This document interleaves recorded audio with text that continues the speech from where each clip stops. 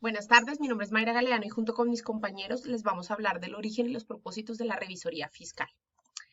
Encontramos nuestra tabla de contenido con toda la información que vamos a tratar e iniciamos con la definición y la función social de la revisoría fiscal. La revisoría fiscal cumple como función supervisar, controlar y gestionar toda la información contable y financiera dentro de una empresa.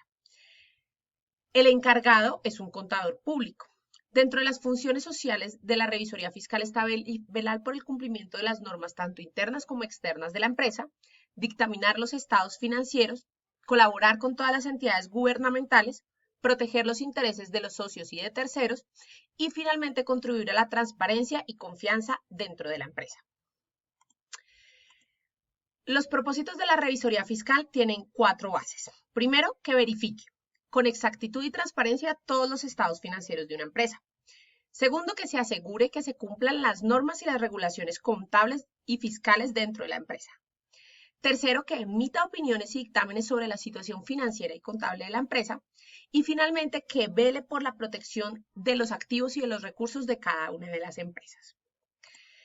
Tenemos diferentes clases de revisoría fiscal. Está la revisoría fiscal interna, que la realiza un personal interno de la empresa.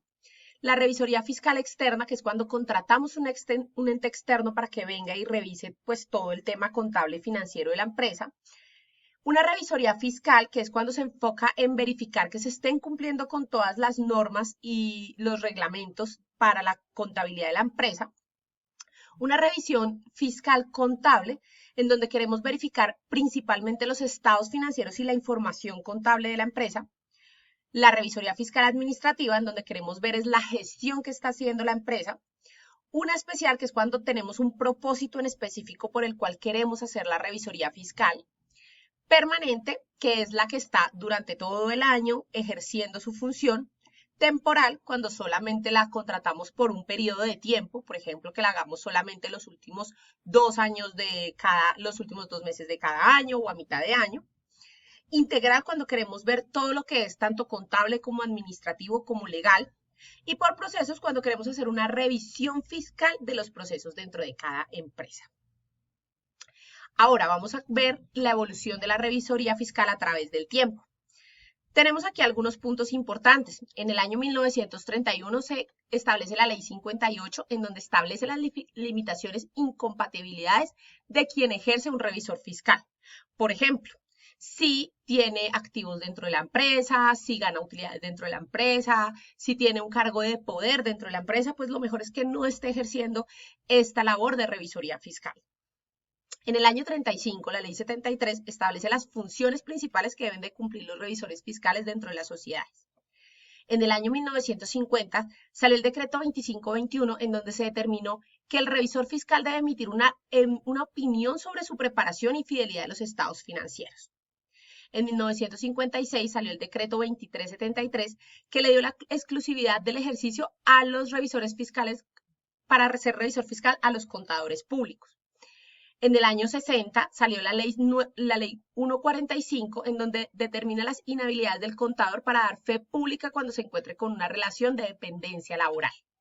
En el año 71 salió el decreto 410 del Código de Comercio, en donde establece cuáles son las compañías que deben de tener revisor fiscal. Y en el año 1990 sale la ley 43, que dispone la observación de las normas de auditoría generalmente aceptadas dentro del desarrollo de su ejercicio. Un cordial saludo. Bueno, continuando con nuestra presentación, ahora vamos a hablar con respecto al revisor fiscal. Este pues es el responsable de supervisar que las tareas administrativas de la organización pues cumplan con los requisitos legales, es decir, pues el auditor verifica cuidadosamente que la información esté adecuada para asegurarse de que cumpla con los requisitos de la ley, pues así crear una buena imagen para la empresa. En cuanto a la función social, dentro de la labor del revisor fiscal pues se pueden identificar varias prácticas, como que los procesos de control e inspección direccionados al cumplimiento de las obligaciones salariales, en cuanto a la prevención y detección de la corrupción, en cuanto al abuso de poder o el tráfico de influencias, lavado de dinero, competencia desleal. Ahora, en cuanto a la estructura de la revisoría fiscal con respecto al dictamen, este debe tener un título, destinatario, opinión del revisor fiscal, fundamento de opinión, cuestiones clave de la auditoría, párrafos de énfasis y otras cuestiones, responsabilidades de la dirección, responsabilidades del revisor fiscal, informes sobre otros requerimientos legales y reglamentarios, una opinión del cumplimiento legal y normativo, una opinión sobre la efectividad del sistema de control, su nombre, firma, fecha del informe y dirección del auditor. Ahora, cuando hablamos de concepto del contrato al órgano, como tal, la revisoría fiscal es un órgano, el cual, con el contrato que suscribe, pues tiene por objetivo fiscalizar o revisar que los procedimientos internos de las empresas cumplan con las normas estatutarias y las leyes, que sean aplicables y que la información contable y los estados financieros se emitan al cumplimiento de las normas pues contables que sean aplicables. Gracias. Cordial saludo. Bueno, a continuación vamos a hacer un cuadro comparativo sobre la revisoría fiscal, la auditoría interna y la auditoría externa. Y bueno, vamos a partir de que la revisoría fiscal eh, se usa de acuerdo a un control interno de la empresa, ¿sí? Además de garantizar un cumplimiento y el cual su objetivo es dar una información fiscal y tributaria correspondiente con los libros contables, ¿sí? Vamos a identificar una serie de semejanzas que encontramos entre, por ejemplo, la auditoría interna, que se encarga de agregar valor y mejorar las operaciones de una organización, mientras, por ejemplo, la auditoría externa examina los estados financieros de una organización y emite una opinión sobre este informe respecto sobre los mismos. Por ejemplo, una gran diferencia es que hablamos de una división en las relaciones de las áreas operativas y responsabilidades administrativas en la auditoría interna, mientras hablamos de que habla de una división en la relación de las cuentas del balance y las cuentas del resultado. Por ejemplo, cuando hablamos de la auditoría interna y la auditoría externa, eh, la contratación del profesional o la persona encargada se realiza por medio de un contrato laboral, es decir, una persona que trabaja para esta organización, mientras que cuando es una auditoría externa es una persona afuera de nuestro ente, por lo general, y hablamos de un contrato de prestación de servicios, ¿sí? En este caso, por ejemplo, los plazos establecidos están arraigados principalmente con las políticas organizacionales y que se realizan de forma constante, mientras que en la auditoría externa hablamos de que se realizan una vez cada 6 meses o una vez al año, ¿sí? Esas son las principales características y semejanzas que encontramos allí frente a la auditoría interna y la auditoría externa. Frente a la revisoría fiscal y la auditoría externa, por ejemplo, no encontramos una semejanza que es cuál. Hablamos de que en la revisoría fiscal hay una responsabilidad por el trabajo y por el dictamen, ¿sí? Que es el cual el revisor fiscal, que es una persona natural o jurídica. Mientras que en la auditoría externa generalmente son varios profesionales los cuales se encargan mediante una persona jurídica o colectiva de ejecutar la auditoría de forma externa y también, por ejemplo, será un vínculo civil, ¿sí? Esas son características que se encuentran y que la revisoría fiscal de algún modo eh, abarca, ¿no? La construcción encargada de esa parte de control fiscal y de una auditoría estatutaria, va de la mano también de la auditoría externa, que son ese desempeño que como contador debe desarrollar y como lo mencionamos aquí vale la pena resaltar, la Ley 43 de 1990 menciona entonces que el auditor puede pasar a ser un revisor fiscal, pero de ninguna manera el revisor fiscal puede ser un auditor externo en el ejercicio. Cordial saludo, mi nombre es Laura Juan y vamos a hablar acerca de quiénes tienen la obligación de tener revisor fiscal para el año 2024 de acuerdo con la normativa colombiana.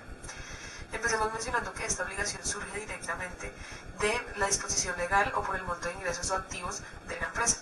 Este monto como tal se fija por salarios mínimos, los cuales se ajustan cada año para determinar qué empresas deben incluir o no pues, el revisor fiscal. La normativa que lo fundamenta inicialmente es el artículo 203 del Código de Comercio, donde indica que deberán tener revisor fiscal todas las sociedades por acciones, las sucursales de compañías extranjeras y aquellas sociedades donde la ley y los estatutos determinen que la administración del ente societario no corresponde a todos los socios. Entonces, ¿esto cómo se determina? Las sociedades como tal, que no sean por acciones y que a diciembre 31 del 2023, en este caso, tengan activos iguales o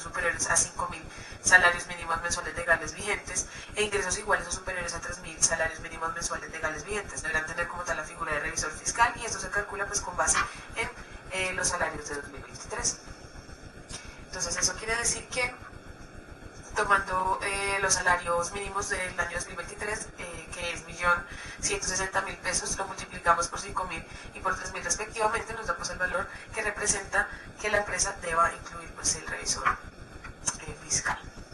Entonces, hablando puntualmente de las sociedades comerciales, nuevamente vamos a hacer hincapié en el artículo 203 del Código de Comercio, donde nos indica que las sociedades por acciones, sucursales extranjeras y las sociedades en las que por ley de los estatutos de la administración no corresponde a todos los socios, o cuando así lo disponga cualquier número de socios excluidos de la administración que represente no menos del 20% del capital. Entonces, quiere decir que para estas deben nombrarse un revisor fiscal sin contemplar el patrimonio ni los ingresos. Tenemos ciertas excepciones, como lo son las sociedades anónimas simples, porque pues estas tienen una regulación distinta, como lo es la ley 1258 del 2008, con el artículo 28, decreto 2020 del 2009 en su artículo 1, y la ley 43 de 1990, parágrafo 2 del artículo 13. Entonces, nos indica que las AS deberán tener revisor fiscal cuando cumplan los topes anteriormente mencionados o cuando su actividad, ya digamos directamente por ley, les obligue a tener revisor fiscal, como lo pueden ser las entidades de salud. Entonces, las sociedades limitadas estarán obligadas a tener revisor fiscal siempre y cuando superen pues, lo que se establece en la ley 43 de 1990 y cuando una norma especial lo disponga por su actividad. Sin embargo, pues no están obligados a tener revisor fiscal según el artículo 203 del Código de Comercio. Respecto a las entidades cooperativas y sin ánimo de lucro, estas se rigen por la ley 78 de 98, artículo 38, donde se establecen que entidades cooperativas deben tener revisor fiscal. Y el decreto 1481 del 89 en su artículo 41 dispone que todo fondo de empleados necesariamente debe tener revisor fiscal. Respecto a las entidades prestadoras de salud, su legislación o su ley es la ley 100 del 93 en su artículo 228, donde dice que todas aquellas que presten estos servicios y que estén vigiladas por la Superintendencia de Salud están obligadas a tener revisor fiscal. En esta parte se incluyen tanto las EPS como las IPS. Y para finalizar, entonces vamos a hablar acerca de las entidades financieras que directamente nos habla el Estatuto Orgánico en su artículo 79 y la Ley 45 de 1990 en el artículo 20, donde dice que todas las entidades financieras que estén vigiladas por la Superintendencia Financiera están obligadas pues, a tener revisor fiscal. Y es importante mencionar que toda empresa que por ley no deba tener revisor fiscal anualmente debe estar revisando los topes que establece la Ley 43 de 1990, para confirmar si efectivamente en el año vigente debe o no incluir la figura de revisor fiscal. Y para finalizar, pues ya tenemos otras entidades como lo son los conjuntos de uso comercial o mixto, cajas de compensación familiar y fondos ganaderos que pues se relacionan directamente las leyes que los regulan. Ahora bien, como conclusión, quisimos mencionar qué sucede si estoy obligado a tener revisor fiscal y no lo nombro. Entonces, para ese caso puntual, nos indica que los estados financieros se van a presentar con irregularidades, porque pues está la ley 222 del 95, la que nos dice cómo debe presentarse un estado financiero cuando se cumplen ciertos requisitos, que pues para este caso serían los topes, o bueno, dependiendo de la empresa a la cual pues esté haciendo el seguimiento. Y finalmente pues las declaraciones de impuestos se harán como no presentadas y asimismo se verán sometidas a sanciones, como lo menciona pues el Estatuto